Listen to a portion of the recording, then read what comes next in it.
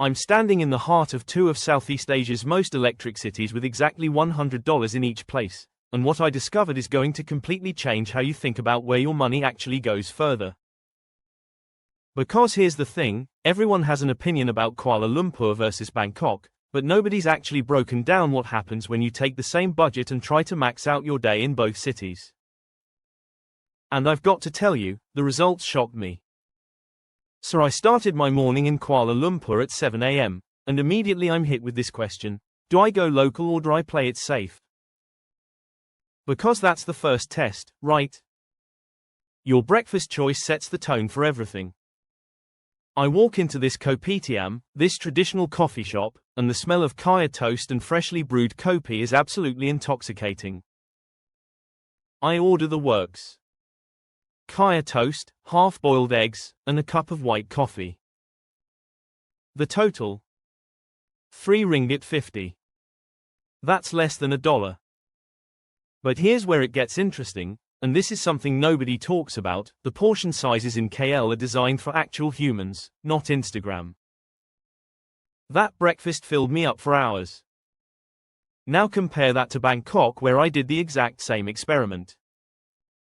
I found a street vendor near Sukhumvit, ordered what looked like a comparable breakfast, pad thai with an iced coffee, and yes, it was 40 baht, just over $1, but here's the catch that everyone misses.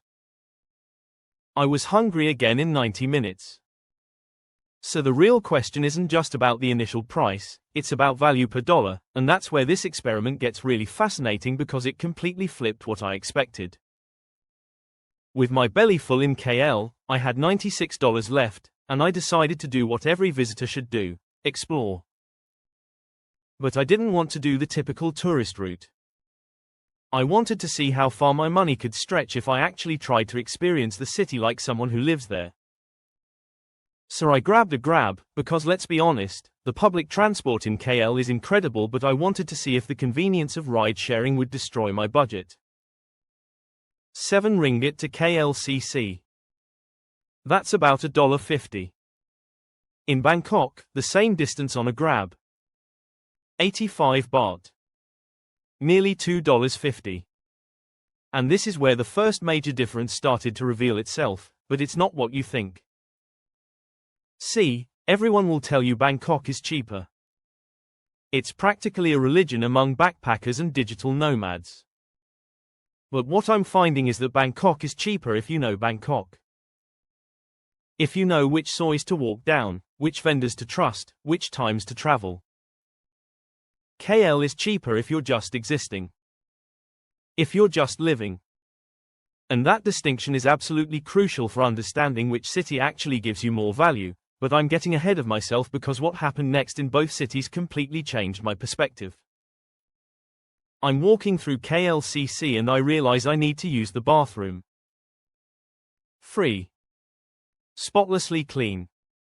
Air-conditioned. In Bangkok, finding a free public restroom that doesn't require you to pay 10 baht or buy something is like finding a needle in a haystack. These little things add up. They really do. So I'm at KLCC and I'm thinking, okay, let's do a shopping comparison because both cities are known for shopping. I walk into Surya KLCC and then I walk into one of the massive malls in Bangkok. I won't name it because this isn't about promoting any specific place, but here's what I discovered. The prices for international brands. Almost identical. That Adidas shirt costs the same. That Apple product costs the same. But here's the game changer. Local brands in KL are significantly cheaper than their equivalents in Bangkok tourist areas. I found this amazing batik shirt, modern design, perfect quality, 60 ringgit. In Bangkok's tourist shopping areas, a comparable quality Thai silk shirt was 800 baht. Do the math. That's a significant difference. But then I walked 20 minutes away from the tourist zone in Bangkok and found similar quality for 500 baht. So again, Bangkok rewards knowledge. KL rewards convenience. By now I've spent about $15 in KL and I'm starting to wonder if I'll even be able to burn through this $100, which sounds amazing, right? But here's the psychological trap that I fell into, and you need to watch out for this. When things are affordable, you start spending on things you don't need. I bought a fresh coconut. 5 ringgit. Did I need it? No, but it was cheap enough that my brain didn't even register it as a real purchase. This happened 4 more times in KL. A snack here, a drink there, and suddenly I'm bleeding money in tiny cuts. Bangkok did the opposite to my brain. Everything felt just expensive enough that I was constantly calculating, constantly thinking, constantly aware of every baht leaving my wallet. And you know what? I actually spent less on random stuff in Bangkok because of this psychological price point. This is the stuff nobody tells you about budget travel. It's not just about the numbers, it's about how the numbers make you behave. Lunchtime rolls around, and this is where things get really interesting. In KL, I find this incredible nasi kanda spot. If you don't know nasi kanda, imagine rice with your choice of curries and sides, and it's one of Malaysia's greatest contributions to human happiness. I pile my plate high. Chicken curry, okra, fried fish, papadum, the works. 12 ringgit. That's less than $3. And I'm not talking about a small portion, I'm talking about food coma levels of food. Bangkok lunch. I go to a solid local restaurant, not touristy but not a street cart either, order green curry with rice, a side of spring rolls, and an iced tea. 160 baht. That's about $4.50. Good. Absolutely. Worth it. Definitely. But here's the thing that started becoming crystal clear. In KL, the mid-range is where your dollar becomes a superhero. In Bangkok, you either go super local street food cheap or you jump up to the higher price points. That middle ground where you get comfort, quality, and price all together. KL dominates. But before you think I'm just here to crown KL the winner, let me tell you what happened next, because this is where Bangkok started fighting back hard. After lunch, I wanted to see culture. Real culture. In KL, I headed to Batu Caves. The entry is free, but I took the train there. 5 ringgit return.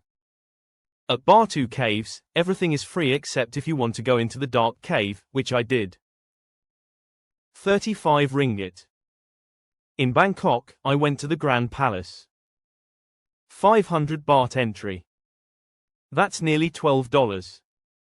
Now, both experiences were incredible, absolutely worth it, but this is where Bangkok's tourism infrastructure shows its true colors. Everything is designed to extract maximum money from visitors. But here's the twist, and this is crucial. The Grand Palace, while expensive, delivered an experience that was so dense with culture, history, and visual overload that I felt like I got my money's worth. Batu Caves was spectacular, don't get me wrong, but it's one main attraction. The Grand Palace is dozens of buildings, museums, temples, all in one complex. So yes, Bangkok charges more, but sometimes you're getting more. Sometimes. By mid-afternoon, I'm about $45 deep in KL and nearly $60 in Bangkok, and I'm starting to panic in Bangkok because I still want to do evening activities. In KL, I'm relaxed because I know I have buffer. And this feeling, this psychological safety net, is actually worth something. It's worth a lot. When you travel, stress costs energy. Energy costs experience. If you're constantly worried about money, you're not fully present. KL was giving me peace of mind. Bangkok was giving me anxiety. But was that Bangkok's fault, or was that my strategy? I decided to test something. In both cities, I wanted to get a massage because Southeast Asia and massage are basically synonymous. In KL, I found a reflexology spot. 1 hour foot massage, 60 ringgit. That's about $13. Professional, clean, air-conditioned, the works. In Bangkok, I went to a traditional Thai massage place, not a tourist trap but not a back alley spot either. 250 baht for 1 hour. That's about $7. Bangkok wins this round. Absolutely demolishes it. The massage was incredible, the price was unbeatable, and this is where Bangkok reminds you why people fall in love with it. When Bangkok is cheap, it's really cheap. But coming out of that massage, I noticed something. In Bangkok, there's a vendor every 3 meters trying to sell you something. Pineapple, mango sticky rice, fake designer bags, tours, tuk-tuk rides. The assault is constant. In KL, people generally leave you alone. You can walk without being pitched to every 30 seconds. Now, some people love the chaos of Bangkok. That energy is part of the appeal. But it also means you're constantly defending your wallet. Every interaction is a potential transaction. In KL, you can just exist without negotiation fatigue. Dinner time approaches and this is the final major test. In KL, I go to Jalan Alor, the famous food street. I order char kway teow, satay, rojak, and a fresh juice. Total damage: 28 ringgit. That's about $6. The food was spectacular. Proper wok hei on the char kway teow, satay grilled right in front of me, and the rojak was this perfect balance of sweet, spicy, sour. In Bangkok, I hit up a night market, order pad cew, som tam, grilled pork skewers, and a Thai iced tea. 180 baht. About $5. Cheaper than KL. But here's where my experiment revealed something fascinating. The Bangkok meal, while cheaper, was smaller. I wasn't uncomfortably full like I was in KL. I could have easily eaten more, which would have pushed the price higher than my KL meal. So on paper, Bangkok wins dinner. In reality, satisfaction per dollar. Dead heat. Now I'm in the evening with money still left in both cities, and I want to experience nightlife, not clubbing necessarily, but just the evening energy. In KL, I head to a rooftop bar. Not the Heli Lounge Bar, which is insanely expensive, but a mid-tier spot with a view. 1 cocktail. 45 ringgit. That's about $10. Ouch. This is where KL shows its expensive side. Alcohol in Malaysia is heavily taxed because it's a Muslim-majority country, and the prices reflect that. In Bangkok, I go to a rooftop bar with an equally impressive view. 1 cocktail. 150 baht. That's about $4. Bangkok absolutely destroys KL on alcohol prices. But here's the thing I realized: if you don't drink, that advantage disappears. And for a huge portion of travelers, especially Muslim travelers, that advantage is completely irrelevant. So your lifestyle dramatically changes which city is cheaper for you. If you drink regularly, Bangkok is significantly cheaper. If you don't, KL might actually come out ahead overall. By the end of my experiment, I had $15 left in KL and $8 left in Bangkok. I spent $85 in KL and $92 in Bangkok. On the surface, KL was cheaper by $7, but that doesn't tell the full story at all. In KL, I felt like I experienced more without trying. I ate more, I stressed less, I spent less mental energy on calculations. In Bangkok, I felt like I worked harder for my value, but when I found it, it was extraordinary. Here's what nobody tells you about these comparisons. They're not about which city is cheaper, they're about which city matches your travel style. If you love the hunt, if you love researching, if you love feeling like you're outsmarting the system, Bangkok is your paradise. Every meal can be a victory. Every tuk-tuk ride you negotiate down feels like winning. If you want ease, if you want to just land and exist without constantly being on guard, If you want transparent pricing and less hustle, KL is your place. But the real revelation: both cities are incredibly affordable compared to most of the world. The fact that I could eat 5 full meals, take multiple transport rides, see major attractions, get a massage, have a drink, and still have money left over from $100 in both cities is actually insane. Try doing that in London. Try doing that in New York. Try doing that in Sydney. You'd burn through $100 by lunch. What I learned is that the KL versus Bangkok debate is the wrong debate. The right question is, what kind of traveler are you? Are you someone who wants to optimize every single dollar and doesn't mind the effort? Bangkok will reward you in ways that will make you feel like a genius.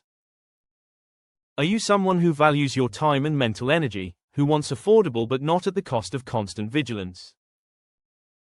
KL will wrap you in comfort while keeping your wallet happy. One thing that kept striking me throughout this whole experiment was how different the two cities feel beyond just money. KL feels like it's still figuring out its identity. It's modern but traditional, Islamic but multicultural, developed but still affordable. Bangkok feels like it knows exactly what it is: organized chaos, spiritual yet hedonistic, ancient yet constantly evolving. These aren't just budget destinations, they're completely different philosophies of how a city should exist. The food scenes tell you everything you need to know. In KL, food is community. It's sitting at a plastic table under a tarp in a parking lot eating the best char kway wai chow of your life while chatting with strangers. In Bangkok, food is theater. It's watching a vendor flip pad thai with moves that would impress a circus performer while balancing flavors that shouldn't work but absolutely do. So here's my final answer after spending $100 in each city: KL wins on ease and mid-range value. Bangkok wins on absolute cheapest options and high-end value. KL wins on stress-free travel. Bangkok wins on adventurous travel. KL wins for families and first-time Southeast Asia travelers. Bangkok wins for solo travelers and people who've done this before. But if you force me, gun to my head, to choose one city as better value for $100, I'd have to say it depends on one thing: how much is your time worth? Because I spent probably 3 more hours in Bangkok figuring things out, researching, walking to find deals. In KL, everything was just there. Convenient. Easy. Transparent. For some people, those 3 hours are part of the adventure. For others, those 3 hours are 3 hours not spent actually experiencing the city. What shocked me most wasn't the prices, it was realizing that budget travel isn't actually about money at all. It's about trade-offs. It's about knowing yourself.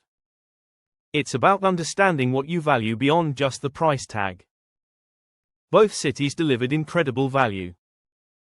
Both cities gave me experiences that cost way more in other parts of the world. Both cities proved that Southeast Asia remains one of the greatest bargains in travel. The real winner: anyone who gets to visit either of these incredible cities. Because whether you spend $100 in Kuala Lumpur or Bangkok, you're winning. You're just winning in different ways.